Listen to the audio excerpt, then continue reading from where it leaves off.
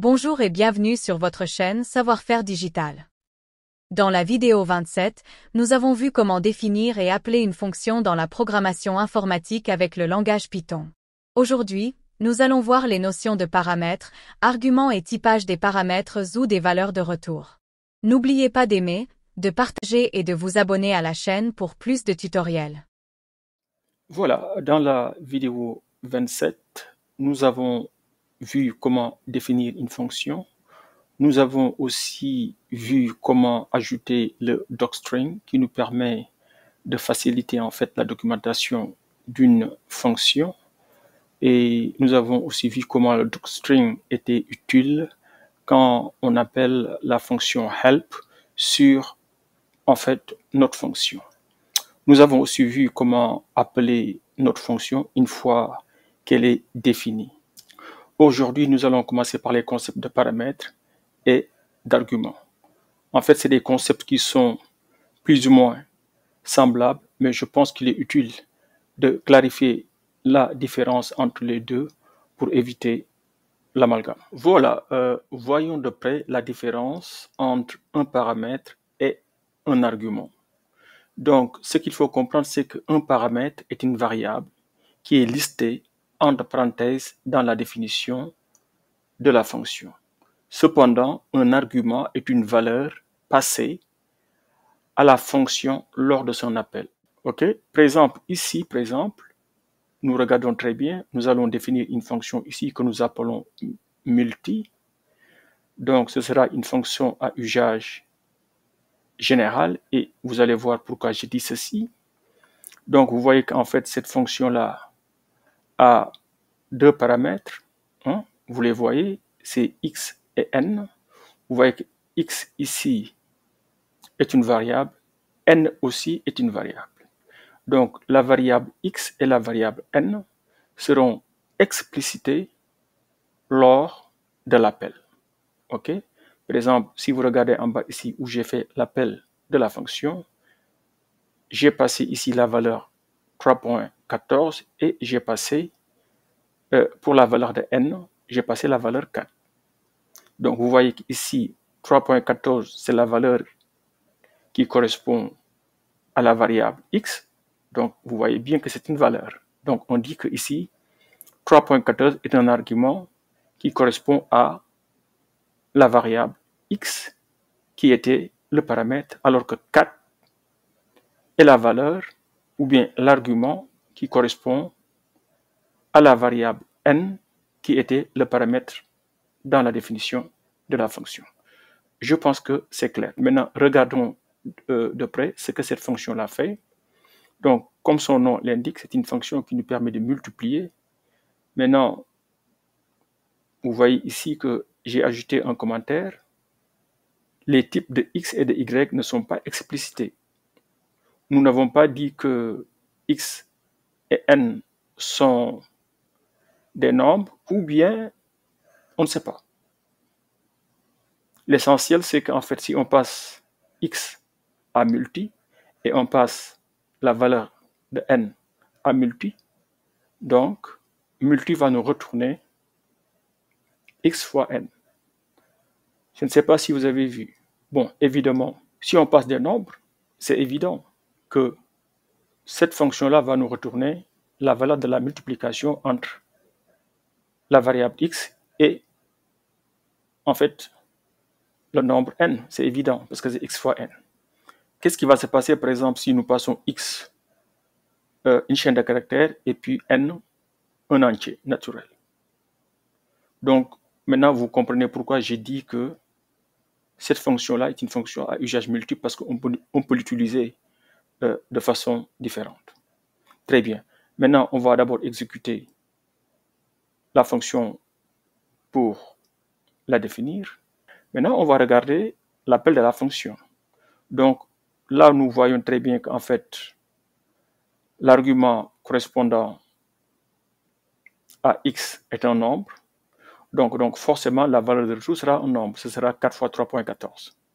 Donc, si on exécute, on aura une valeur, bien sûr, qui est égale à un nombre, qui est égale à 12.56. Maintenant, on va regarder en fait un autre cas de figure où maintenant l'argument c'est une chaîne de caractères ou bien un string. Vous le voyez très bien ici. Au moins l'argument correspondant à x. Vous voyez bien que c'est bravo et puis il y a un point d'exclamation et puis il y a de l'espace. Après maintenant n égale à 3.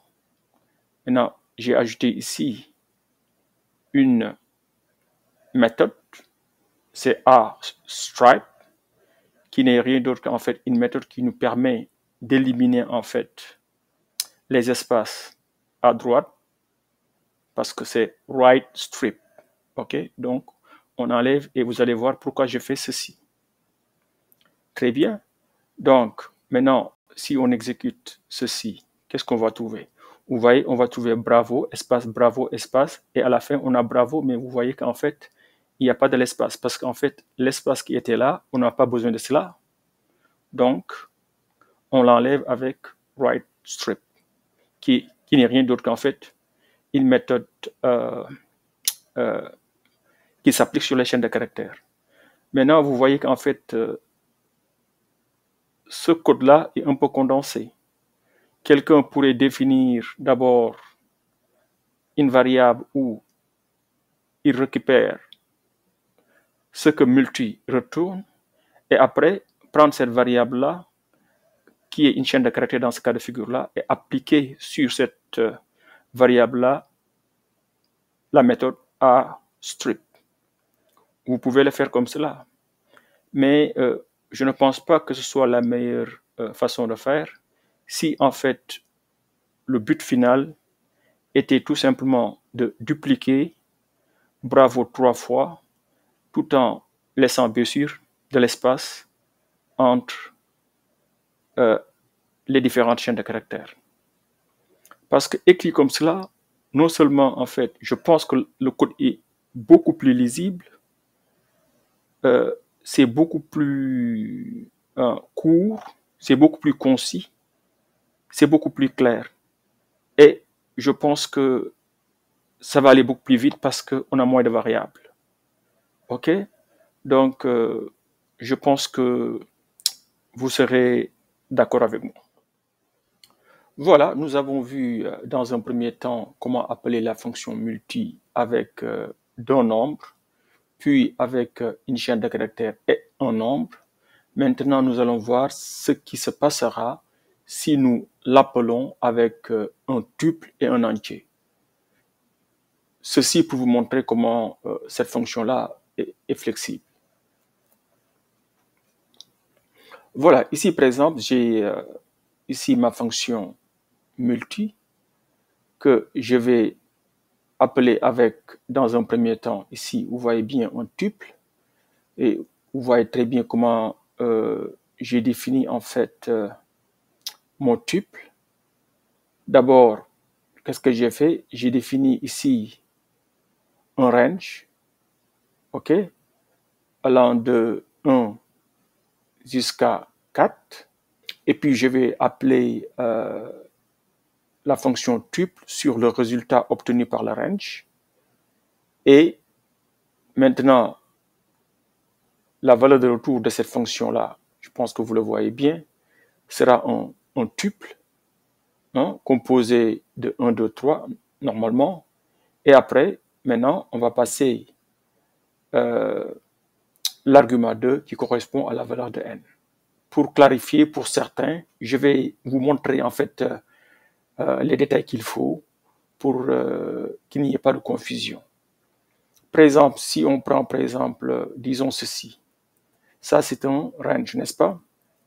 Ok, si on exécute ceci, vous voyez que ce sera un range. Donc, vous ne voyez pas exactement les valeurs. Donc, pour voir les valeurs, par exemple, il va falloir ajouter, par exemple, si je veux, j'ajoute tuple ici et j'exécute. Maintenant, vous voyez qu'en fait, ce sera 1, 2, 3. OK? Maintenant, c'est ce qu'on aura ici. Donc, c'est comme si on avait passé 1, 2, 3. D'accord? Et ça, c'est maintenant la valeur de x. OK? Dans notre fonction. Et la valeur de n n'est rien d'autre que 2. Très bien. Je pense que c'est clair. Donc, ceci, on peut l'enlever. Très bien. Voilà. Maintenant, exécutons ce code-là. Très bien. Maintenant, regardez ce qui se passe comme résultat. Maintenant, on a 1, 2, 3. Et on a encore 1, 2, 3. Vous voyez? Donc, nous avons passé le tuple 1, 2, 3. Et nous avons demandé de dupliquer ce tuple-là. Et donc, la fonction multi maintenant nous permet de dupliquer un tuple. Et même normalement, cette même fonction-là peut nous permettre de dupliquer en fait une liste. Essayons de voir ça par exemple. Si je remplace en fait ici tuple par liste, est-ce que ça va marcher? Exécutons. Très bien, ça marche. Vous voyez qu'en fait, c'est comme si nous avions passé la liste 1, 2, 3. Donc, multi nous permet de dupliquer la liste. Il va ajouter encore les éléments 1, 2, 3. Donc, c'est juste pour vous montrer comment cette fonction-là est flexible. Et c'est ça l'utilité en fait d'une fonction. Vous définissez en fait la fonction une seule fois, mais la fonction vous permet de faire plusieurs choses différentes selon que vous passez dans ce cas de figure-là, soit pour x, soit en nombre, soit une chaîne de caractères, soit un tuple, soit une liste, etc., etc. Donc, c'était juste pour vous montrer pourquoi on utilise en fait une fonction en Python. Voilà, par exemple, des use cases ou bien des cas d'utilisation où vous voyez qu'en fait la fonction est définie une seule fois, mais la fonction peut faire plusieurs choses alors que la définition est unique. Mais le résultat peut être différent par rapport au type des arguments. Voilà, maintenant, est-ce possible d'ajouter le type des paramètres et de la valeur de retour lors de la définition d'une fonction? La réponse est oui. La flexibilité de Python fait que nous n'avons pas besoin de définir explicitement les types des paramètres ou le type de la valeur de retour de nos fonctions, car Python est un langage typé dynamiquement. Cela signifie que Python associe les types à des valeurs et non à des noms de variables, contrairement aux langages comme le Java ou bien le C ou bien le C++. Cependant, il existe plusieurs situations dans lesquelles vous souhaiterez peut-être définir explicitement les types des paramètres et des valeurs de retour de vos fonctions. Par exemple, pour augmenter la lisibilité et l'autodocumentation, ou bien pour la saisie automatique et la vérification des erreurs avec des outils de développement, et finalement pour l'optimisation des performances. Par exemple, une bibliothèque comme Numba, qui est un compilateur JIT ou bien Just-in-Time Compiler, peut utiliser les informations de type pour compiler du code Python en code machine et ainsi améliorer la performance du code en termes de vitesse d'exécution. Évidemment, pour de petits programmes, cela n'en vaut pas la peine, mais pour des calculs scientifiques intensifs, le gain de temps peut être énorme. Voilà, par exemple, ici, nous allons vous montrer comment utiliser, par exemple, des paramètres typés dans la définition de votre fonction. Donc, bon, ici, par exemple, nous allons d'abord définir, en fait, nos données, bon, dans la variable appelée data. Donc, ici, c'est juste comme vous le voyez, en fait, c'est une liste de tuples. Donc, pour le premier élément de notre liste, on a le tuple 1 alpha. Donc, on a d'abord en premier lieu un nombre, c'est le numéro 1, et puis qui a pour nom alpha. Et puis le numéro 2 qui a pour nom bêta, et le numéro 3 qui a pour nom gamma. Donc, vous voyez qu'en fait, c'est comme si c'était en fait une liste avec deux éléments pour chaque élément de la liste. Le premier élément étant le numéro, et puis le deuxième élément étant le nom. Voilà, parfait. Maintenant, comment nous allons faire pour définir des paramètres qui sont typés ou une valeur de retour typée? Voilà, par exemple, ici, nous allons avoir une fonction que nous appelons processData_list. Nous allons aussi définir une autre fonction analogue que nous appelons processData_dig for dictionary. C'est-à-dire qu'en fait, celui-là nous permet de prendre nos données et puis de les manipuler et puis de retourner en fait une liste. Ou bien processData_dictionary qui nous permet de prendre en fait nos données, de les manipuler et puis de retourner en fait un dictionnaire. Très bien. Voilà. Maintenant ici, il faut faire un peu plus de travail pour typer en fait les paramètres. Ici, nous avons vu que en fait le paramètre d'entrée c'est data, donc c'est une seule variable. Et si vous voulez ajouter par exemple maintenant le type, il va falloir mettre 2 points et vous dire que data doit être en fait une liste. Maintenant, attention, liste avec L majuscule. Et c'est la raison pour laquelle nous avons aussi fait l'import qui est là.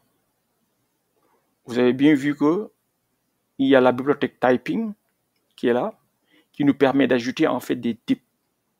Donc, on fait from typing import, on dit qu'on a besoin du type liste avec L majuscule, du type tuple avec T majuscule et puis du type dig for dictionary avec D majuscule. Donc ici, le paramètre data, vous mettez 2 points, vous mettez que c'est une liste. Mais une liste de quoi? Ok? Donc regardons nos données.